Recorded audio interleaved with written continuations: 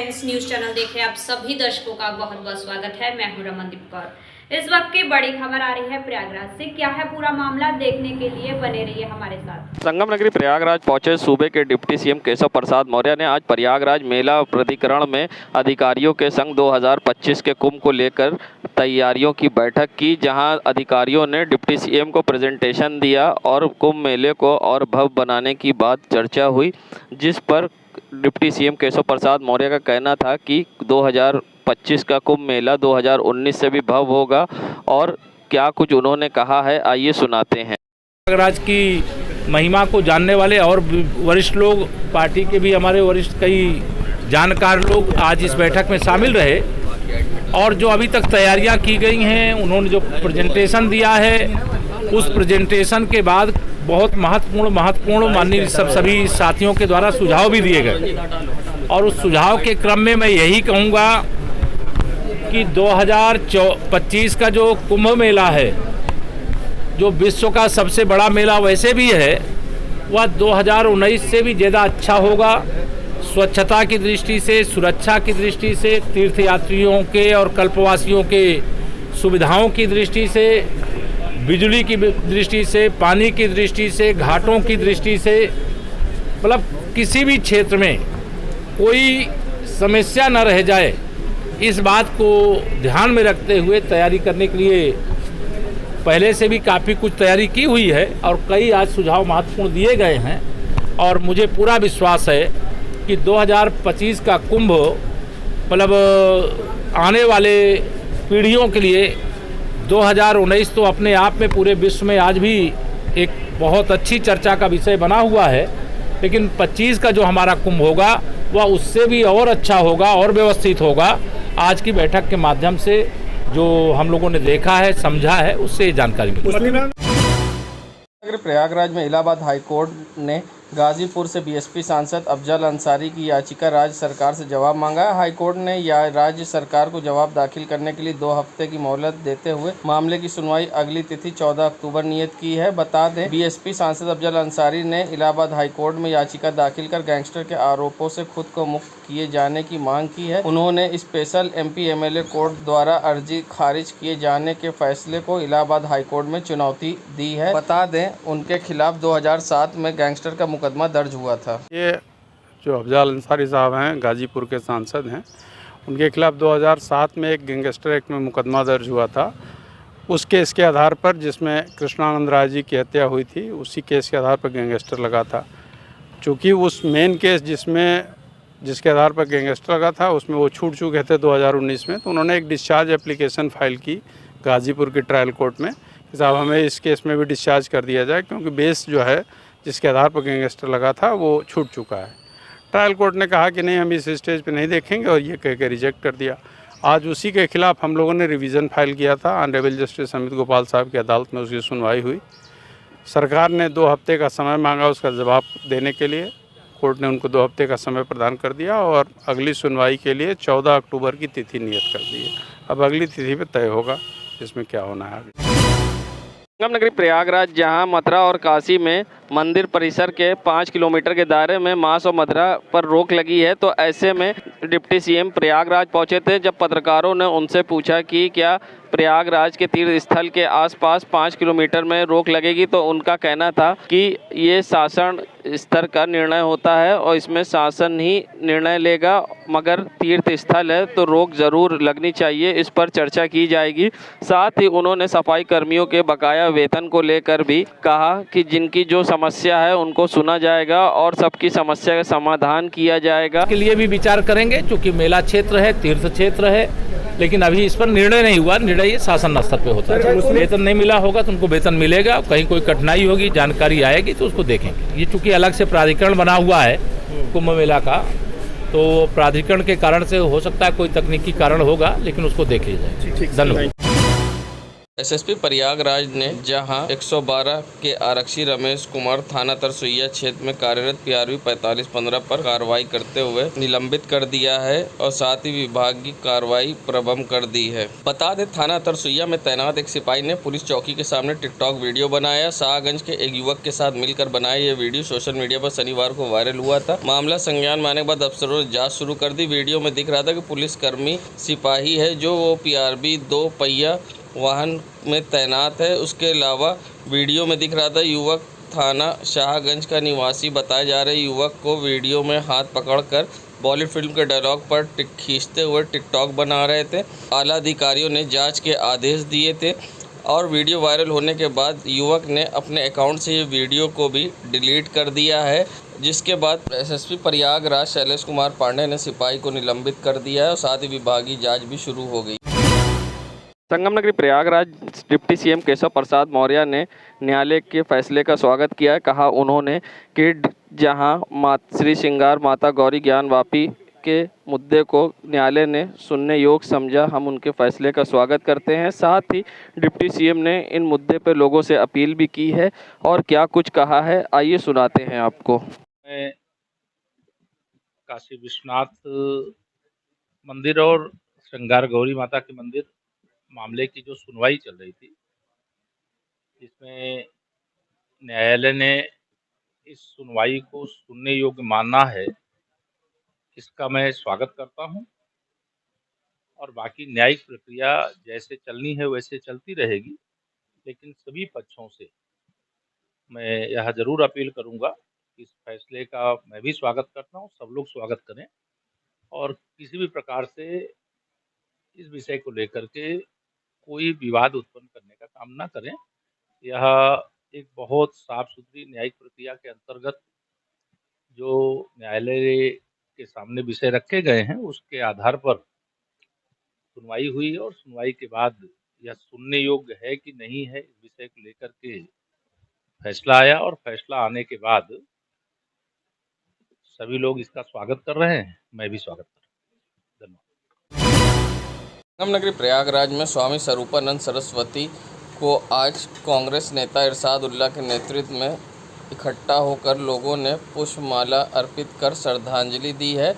बता दें, कांग्रेस नेता इरशाद उल्लाह ने कहा कि स्वामी स्वरूपानंद ऐसी शख्सियत है जिनको कभी भुलाया नहीं जा सकता, जिन्होंने आज़ादी में अपना योगदान दिया और कई बार वे देश की आज़ादी की लड़ाई में जेल भी गए थे। आज कई लोगों ने कांग्रेसियों ने इकट्ठा होकर यहां पर स्वामी स्वरूपानंद सरस्वती को श्रद्धांजलि दी, साथ ही उनकी तस्वीर पर फूल माला चढ़ाकर श्रद्धांजलि दी। क्या कुछ कहा कांग्रेस नेता इरशाद उल्लाह ने, आइए सुनाते हैं। शंकराचार्य स्वरूपानंद सरस्वती जी को जो है उनकी मृत्यु पर आज हम लोगों ने उनको श्रद्धांजलि दी और वो एक महान स्वतंत्रता सेनानी थे।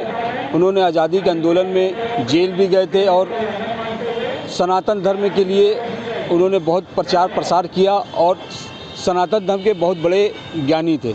आज वो इस दुनिया में नहीं है, लेकिन उनको एक बेहतर इंसान की रूप में दुनिया याद करेगी और उनको एक बेहतर इंसान के रूप में आज उनको याद किया जाएगा और उनको कभी भुलाया नहीं जा सकता, क्योंकि उनके कार्य जो इतने बड़े बड़े कार्य थे जिनको कभी भुलाया नहीं जाता। और तमाम समाज के लोगों में ये दुख है कि इतने महान बड़ी शख्सियत जो है इस दुनिया में नहीं है। इरशाद उल्लाह। प्रयागराज में आम आदमी पार्टी के महानगर कार्यालय में सेल्फी विद स्कूल कार्यक्रम के तहत एक प्रेस वार्ता की गई। साथ ही यहां पर स्कूलों में हो रहे भ्रष्टाचार का आरोप लगाया गया है। साथ ही आम आदमी पार्टी के कार्यकर्ताओं का कहना है कि सरकारी स्कूल बदहाल हैं, ऐसे में उनका भ्रष्टाचार के भेंट चढ़े हुए हैं। ऐसे में क्या कुछ कहना है काशी प्रांत के अध्यक्ष पवन तिवारी का इस पूरे मामले पर, आइए सुनाते हैं आप। बदहाल स्कूल जो प्राइमरी विद्यालय हैं, वैसे तो उत्तर प्रदेश में 24 करोड़ 25 करोड़ की आबादी वाला प्रदेश है, जिसमें 1,39,400 से अधिक प्राथमिक विद्यालय रन कर रहे हैं, लेकिन वहीं 26,000 विद्यालय समाप्ति की ओर है, उनको बंद कर दिया गया है। मैं योगी जी से, आदित्यनाथ जी से सवाल पूछता हूं कि आखिर 25-26 हज़ार विद्यालय क्यों बंद कर दिए? आखिर जब सेल्फ विद सरकारी स्कूल अभियान हमारी पार्टी ने चलाया शिक्षक दिवस से, और वहाँ जब लोग गए तो देखे कि वहाँ का टॉयलेट इतना जर्जर है, ख़राब है और टूटा फूटा हुआ है। और आप तुलना करते हो कि दिल्ली की सरकारी स्कूल जैसा हमारा उत्तर प्रदेश का स्कूल है। तो योगी जी जब से शिक्षा का ये दुर्दशा हमारे पार्टी के साथी इस अभियान के तहत देखे, तब से आपकी नींद हराम हो गई है और आपको कोई इस सवाल का उत्तर नहीं है। आपने भी सन्नाटा में मान लिया है कि हाँ, खस्ता हाल है। मध्याह्न भोजन के नाम पर नमक रोटी दी जाती है सोनभद्र जिले के गुरेट विद्यालय जो घोरावल तहसील में है। मैं स्वयं सोनभद्र में गया उस विद्यालय में, तो जिस दिन गया उस दिन की तो लोग बता ही रहे थे, उस कहानी को बयां कर रहे थे कि 3 बजे तक विद्यार्थी भूखे थे, बच्चे भूखे थे और नमक रोटी दिया गया। उनको रोटी दाल भी नहीं मुहैया कराई गई और कहा गया कि प्रबंध तंत्र की व्यवस्था सब्जी ले आने की थी, नहीं ले आ पाई। तो जहाँ मध्याह्न भोजन भ्रष्टाचार का भेंट चढ़ गया हो, जहाँ पर पुस्तक देना था, आज 3 महीना बीत गया है, तिमाही की परीक्षा बच्चों की है, लेकिन उनको पुस्तक मुहैया अभी तक आदित्यनाथ की सरकार ने नहीं दिया यूपी में। तो मैं आदित्यनाथ की सरकार को से मांग करता हूं कि दिल्ली की सरकार का मॉडल आप सीखिए और आप शिक्षा के क्षेत्र में भी जागिए। ये जानवर जो विद्यालय के अंदर घुस गए हैं, भैंस बकरी भेड़ चले गए हैं, वहाँ स्टूडेंट्स होने चाहिए। आप कि यहाँ 17 अध्यापक हैं, थे पहले, अब वो 4 अध्यापक हो गए। तो आप अध्यापकों की संख्या बढ़ाइए और शिक्षा व्यवस्था पर अच्छा बजट खर्च करिए और उसकी ईमानदारी से मॉनिटरिंग करिए। लेकिन ऐसा कुछ नहीं आप करेंगे, क्योंकि 6 साल बीत गया है जब आपके पहले जो जर्जर व्यवस्था थी उसके 2 गुना 3 गुना औसतन आज।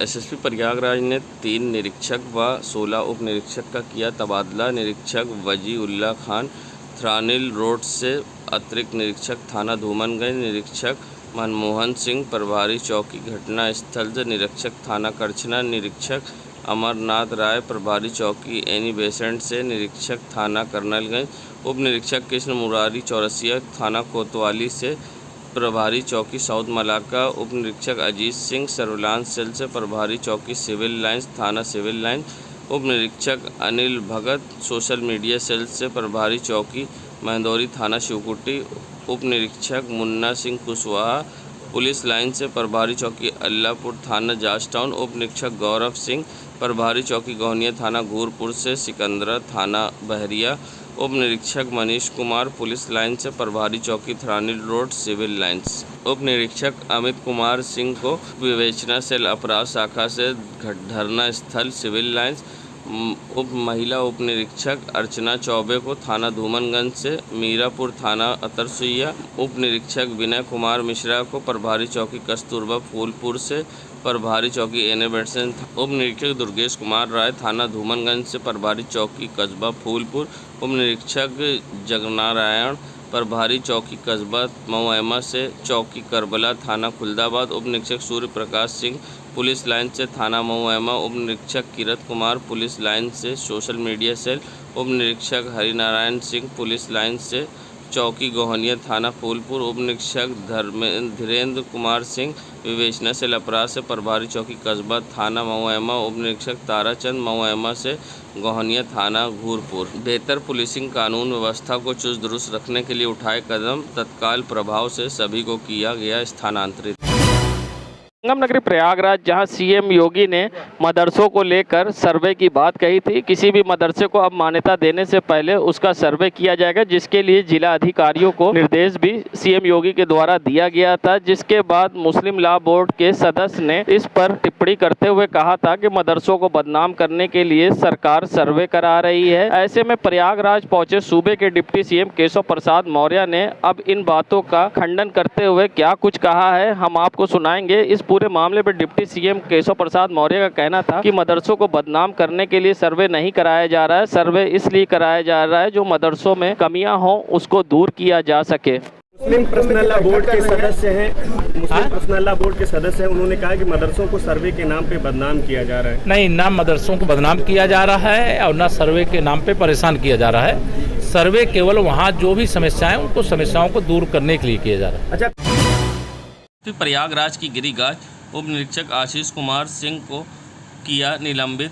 प्रभारी चौकी सिकंदरा थाना बहरिया को एसएसपी प्रयागराज ने आज निलंबित कर दिया है। बता दें, जहां थाना बहरिया में एक मुकदमे के मामले में विवेचना में लापरवाही उदासीनता बरतने हुए अभियोग में संबंधित माल मसरूका के संबंध में नियम अनुसार कार्रवाई न करने पर उच्च अधिकारियों के आदेश के बावजूद अभियुक्त का रिमांड न लेकर मनमाने तरीके से अभियुक्त को लाभ पहुंचाने की नीयत से कार्य कर रहे गंभीर प्रकरण में उप निरीक्षक आशीष कुमार सिंह, चौकी प्रभारी सिकंदरा थाना बहरिया को एसएसपी प्रयागराज द्वारा निलंबित किया गया है और साथ ही इनके खिलाफ विरुद्ध विभागीय कार्रवाई भी प्रारंभ कर दी गई है। एसएसपी प्रयागराज ने बेहतर कानून व्यवस्था को चुस्त दुरुस्त रखने के लिए उठाए कदम तत्काल प्रभाव से किया निलंबित। संगम नगरी प्रयागराज, जहां इलाहाबाद हाईकोर्ट में ज्ञान वापी और श्रृंगार गौरी मसले पर 5 याचिकाओं में से 3 याचिका में बहस आज पूरी हो गई। इसमें याचिका की मेंटेनेबिलिटी के सवाल पर बहस हुई, जिसमें हिंदू पक्ष ने आज अपना पक्ष रखा। 2 याचिकाएं पुरातत्व विभाग द्वारा सर्वे के संबंध में दाखिल की गई। इस पर कोर्ट ने 28 सितंबर को अगली सुनवाई रखी है। ऐसे में क्या कुछ कहना है अधिवक्ता का इस पूरे मामले पर, आइए सुनाते हैं। निष्पादित किया है, मामले की अगली सुनवाई कब होगी और कितने मामलों में आज बहस पूरी हो गई, क्या जजमेंट रिजर्व हुआ, क्या है पूरा मामला?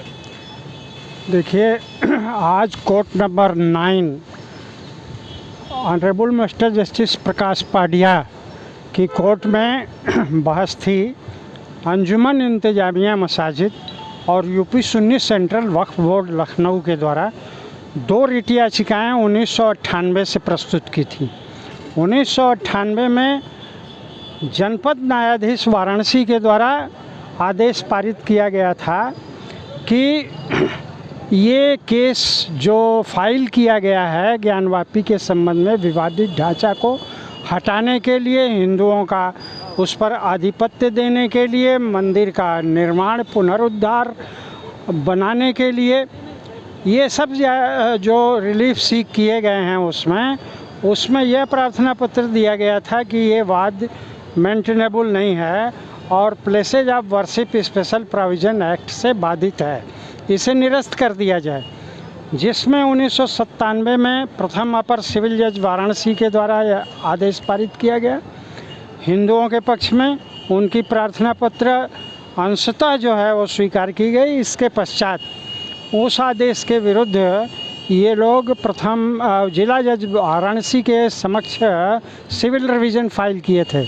उन सिविल रिवीजन को 3 याचिकाओं को सिविल रिवीजन को माननीय प्रथम अपर जनपद न्यायाधीश ने स्वीकार करते हुए, अंशतः स्वीकार करते हुए लोअर कोर्ट के आदेश को निरस्त कर दिया था।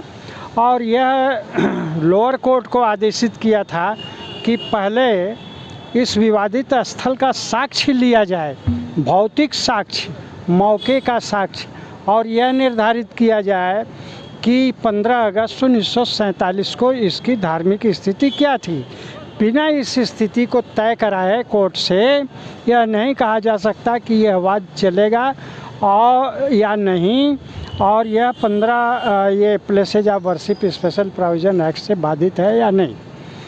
उस आदेश के विरुद्ध ये 2 याचिकाएं 1998 से लंबित थी, जिनमें बहस होते होते आज यह नौबत आया कि दोनों पक्षों ने अपनी बहस पूर्ण कर दिया और ये जजमेंट में रिजर्व कर लिए गए। एक और रिट याचिका इसी के साथ जो है वह टैग की गई थी, क्योंकि ये आदेश जो स्थगन आदेश पारित किया गया था वो समाप्त कर दिया गया था लोअर कोर्ट की प्रोसीडिंग को स्टे करने के लिए, उसको चैलेंज किया गया था।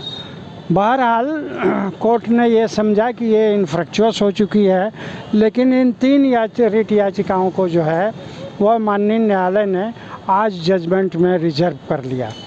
अब 2 और याचिकाएं जो आर्कियोलॉजिकल सर्वे ऑफ इंडिया के द्वारा जो है वो सर्वे कराए जाने के लिए आदेश पारित किए गए हैं लोअर कोर्ट के द्वारा, उनके विरुद्ध ये लंबित हैं, जिस पर माननीय न्यायालय ने आज 28 सितंबर 2022 की तिथि नियत की है। और अन्य भी जो मिसलेनियस पिटिशंस उसमें होंगे उनका भी निस्तारण 28 को कर दिया जाएगा। लग रहा है कि जल्दी कंक्लूड हो जाएगी बहस पूरी? बिल्कुल कंक्लूड कर दी जाएगी, इसलिए कि माननीय न्यायालय को यह भी सूचित किया गया कि जिला जज वाराणसी में आज विस्तृत जजमेंट दिया गया है 26 पेज का, और इसी आशय का प्रार्थना पत्र मुस्लिम पक्ष का आदेश 7 नियम 11 के प्रार्थना पत्र को जिला जज ने खारिज कर दिया है। इसलिए माननीय न्यायालय को ये कहा गया कि इसमें भी आदेश पारित कर दिया जाए, ज़्यादा हम लोगों को प्रतीक्षा ना कराई जाए। देश दुनिया की खबरों के लिए world media times news channel को सब्सक्राइब करें।